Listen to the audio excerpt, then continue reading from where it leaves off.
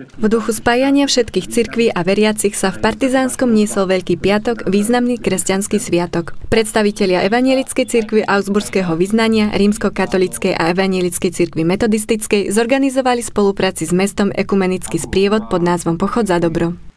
Tento pochod sa uskutočuje už tretíkrát, je to tretí ročník, kde sa vlastne ľudia schádzajú, aby aj takýmto spôsobom mohli vyjadriť svoju účasť na dobre, ktoré vlastne urobil pre nich Ježiš Kristus. To, že za nás zomrel na kríži a tak nám dal aj tú záchranu a spásu.